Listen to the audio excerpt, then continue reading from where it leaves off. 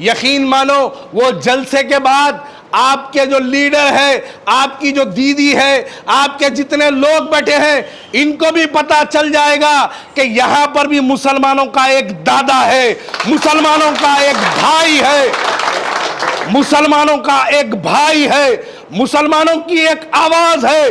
ये आवाज भी इंशाअल्लाह ताला बहुत जल्दी आपके बंगाल में भी गूंजेगी इंशाअल्लाह ताला। मीम को 60 साल लग गए, 60 साल का सफर मीम ने तय कर कर आपके दरमियान में पहुंची है।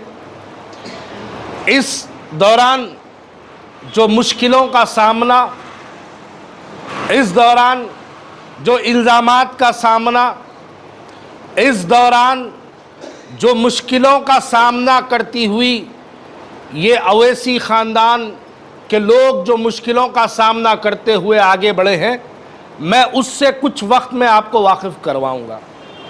लेकिन आज जब बंगाल मुशीराबाद की इस विधानसभा में हम आए हैं, तो हमारा आने का मकसद आप लोगों से मुलाकात, आप लोगों से कुछ गुफ्तगू, आप लोगों से कुछ बात की जाए, क्योंकि बहुत कम वक्त बाकी है कि आपके बंगाल में चुनाव होने वाले हैं।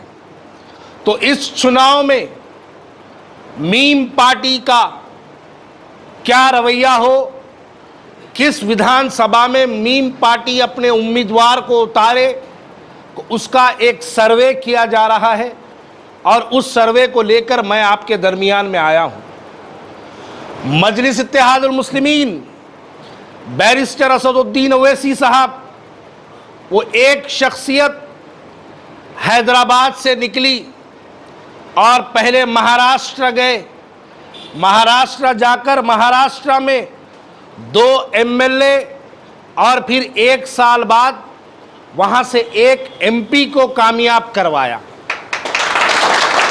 फिर उसके बाद महाराष्ट्र का सफ़र ख़त्म होने के बाद मजलिस इत्तेहादुल मुस्लिमीन उत्तर प्रदेश जाती है और उत्तर प्रदेश में इंतखाबात में पूरे उन फ़िरक़ा परस्तों के सामने, किन के सामने, योगी जैसे शैतान के सामने मजलिस इत्तेहादुल मुस्लिमीन उत्तर प्रदेश में लड़ती है और अपना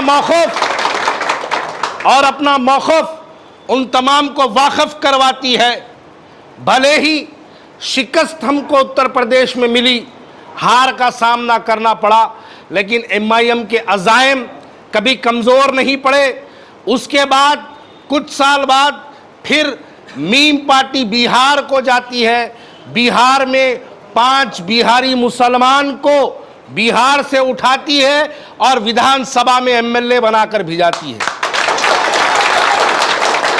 ये कोई ताकत एक शख्सियत की ताकत नहीं है, ये ताकत पूरे बिहार के मुसलमानों के इत्तेहाद की ताकत है और उसी ताकत को लेकर आज हम बंगाल आए हैं।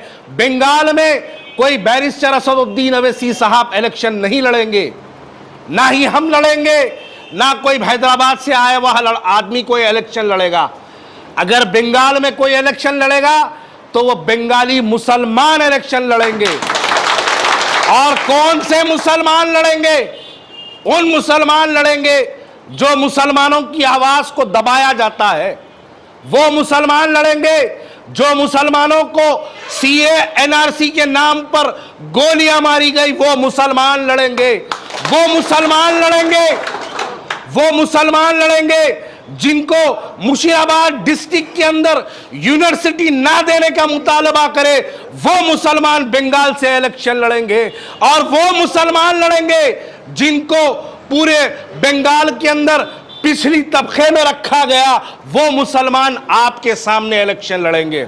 यानी बोलने वाली बात यह है, बेजुबानों की जुबान बनकर असदुद्दीन ओवैसी जैसी शख्सियत आपके बंगाल आने वाली है। आपको उनको सरों पर बिठाना है, उनको कामयाब करना है और उनको आप भरोसा दिलाना है। आप उनको भरोसा दिलाना है कि असदुद्दीन ओवैसी की आवाज़ कौन सी आवाज़? यहाँ बैठ के मैं 150 अपने मुसलमान भाइयों में अगर बड़ी बड़ी बातें कर लूं तो शायद ये आसान होगा, लेकिन जब सीए एनआरसी का बिल पार्लियामेंट में पेश किया गया, वही पार्लियामेंट जहां पर नरेंद्र मोदी बैठा था, वही पार्लियामेंट जहां पर अमित शाह बैठा था, वही पार्लियामेंट जहां पर योगी बैठा था, वहां पर सीए एनआरसी का जब पार्लियामेंट में बिल पेश किया गया, पूरे हिंदुस्तान में अगर सबसे पहले पार्लियामेंट में किसी ने बिल फाड़कर फेंका उनके मुंह पर, तो वो शख्सियत का नाम बैरिस्टर असदुद्दीन अवैसी है। जिंदाबाद, असदुद्दीन अवैसी जिंदाबाद, ख्वाजा बिलाल साहब जिंदाबाद। उसके पहले ट्रिपल तलाक का एक मामला पार्लियामेंट में पेश किया गया था। ट्रिपल तलाक क्या है? ट्रिपल तलाक हम मुसलमानों की एक शरीयत है, शरीयत में मदाखिलत की कोशिश पार्लियामेंट के अंदर बीजेपी की हुकूमत करती है, तो उस पर अगर कोई आवाज उठाता है पार्लियामेंट में, तो उस शख्सियत का नाम भी बड़े फखर से कहता हूं, वो भी बैरिस्टर असदुद्दीन अवैसी है। पार्लियामेंट में बहुत से मुसलमान बैठे थे, पार्लियामेंट में बहुत से मुसलमान बैठे थे, लेकिन किसी मुसलमान की किसी की हिम्मत नहीं हुई कि ट्रिपल तलाक के मामले में मदाखिलत पर आवाज उठाए। दूसरी पार्टी के भी मुसलमान बैठे थे, कांग्रेस पार्टी के भी मुस्लिम एमपी वहां पर बैठे थे, आपके टीएमसी के भी मुस्लिम एमपी वहां बैठे थे, दूसरी पार्टी के भी मुस्लिम एमपी दिल्ली की पार्लियामेंट में बैठे थे, लेकिन कोई अपने मसाइल पर जब आवाज उठती है तो कोई आवाज नहीं उठाता। आवाज अगर कोई उठती है तो आपकी और मेरी, मुसलमानों की इत्तेहाद की एक जमात जिसका नाम मीम पार्टी है, वो पार्टी की आवाज उठती है दिल्ली की पार्लियामेंट के अंदर। इस पार्टी को लेकर हम आज आपके पास आए हैं। आपकी जिम्मेदारी बनती है कि इस पार्टी को और ताकत बख्शने की जिम्मेदारी आप नौजवानों पे आयद होती है। इस पार्टी की आवाज को और आगे बढ़ाना यह पूरे हिंदुस्तान के मुसलमानों की जिम्मेदारी बनती है। उसी जिम्मेदारी को महसूस करते हुए आज मजलिस इत्तेहादुल मुस्लिमीन आपके पास आई है। बहुत करीब में, बहुत अनकरीब असदुद्दीन अवैसी साहब भी आपके यही मुशीराबाद डिस्ट्रिक्ट आएंगे और एक बहुत बड़ा जलसा होगा। यकीन मानो, वो जलसे के बाद आपके जो लीडर है, आपकी जो दीदी है, आपके जितने लोग बैठे हैं, इनको भी पता चल जाएगा कि यहां पर भी मुसलमानों का एक दादा है, मुसलमानों का एक भाई है, मुसलमानों का एक भाई है, मुसलमानों की एक आवाज है। ये आवाज भी इंशाअल्लाह ताला बहुत जल्दी आपके बंगाल में भी गूंजेगी इंशाअल्लाह ताला।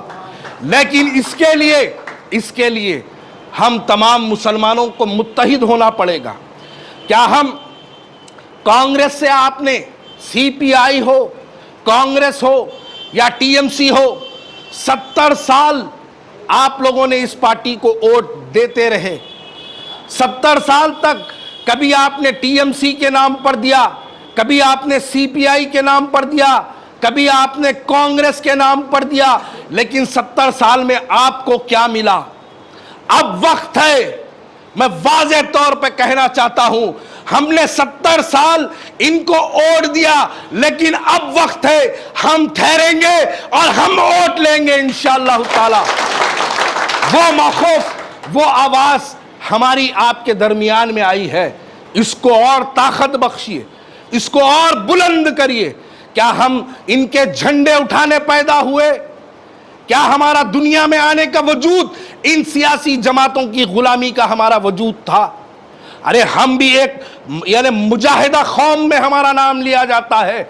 हम यकीनन तादाद में बहुत कम है, लेकिन जंगे बदर में भी मुसलमानों की तादाद सिर्फ 313 थी और कुफ्फार मुशरिकीन की भी तादाद लाखों में थी। लेकिन उसके बावजूद भी जब अल्लाह का करम हम पर हुआ तो जंगे बदर में 313 मुसलमानों ने पूरी दुनिया की तारीख को गवा करके रख दिया। वैसे ही आज भी हमको भी, आज हम भी ताकत में बहुत कमजोर है, लेकिन हम अपनी जानों को देने के लिए तैयार हैं, लेकिन मुसलमानों के इत्तेहाद को आगे बढ़ाते रहेंगे। और उसी लिए मैं आप लोगों से कहता हूं कि जब भी आपके पास इलेक्शंस का ऐलान होगा, हम अभी सर्वे करेंगे, हमारा एक डिटेल सर्वे आपकी विधानसभा को लेके, आपके ब्लॉक को लेकर, आपकी डिस्ट्रिक्ट को लेकर चल रहा है। उसके बाद यहां से उम्मीदवार को, कैंडिडेट को मजलिस इत्तेहादुल मुस्लिमीन उतारेगी और इन तमाम को वो बातें सुनना पड़ेगा। ये तमाम सियासी जमातें, चाहे वो कांग्रेस, टीएमसी, सीपीएम हो, इनको वो सब कुछ सुनना पड़ेगा जो 70 साल से आपकी बातों को इग्नोर किया जा रहा है, आपकी बातों को नजरअंदाज किया जा रहा है। उन बातों को यकीनन बहुत जल्द हम इनको सुनाएंगे और इनको मजबूर करेंगे। मुसलमानों के हम इनको बता देंगे कि जब तक ये इख्तिदार पे बैठने वाले, ये एमएलएस, ये एमपीज जब तक मुसलमानों की जूतियां नहीं उठाएंगे, ये एमएलए नहीं बनेंगे। हम इनको इस बात से भी वाकिफ करवाएंगे।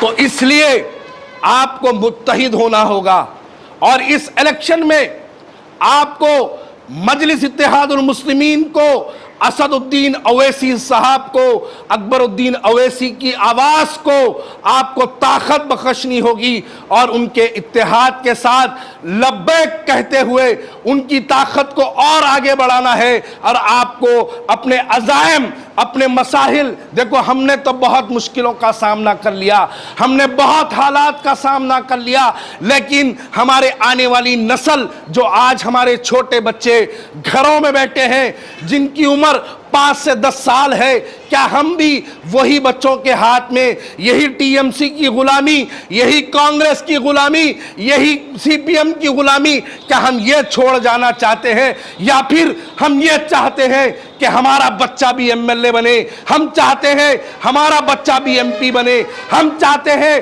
बंगाल का छोटा सा मुसलमान बच्चा ये भी ख्वाब देखे, ये भी एमएलए बनने का ख्वाब देखे, ये भी एमपी बनने का ख्वाब देखे, ये भी कॉरपोरेटर बनने का ख्वाब देखे। यही ख्वाब को मुकम्मिल करने के लिए आज बैरिस्टर असदुद्दीन अवैसी साहब आप लोगों के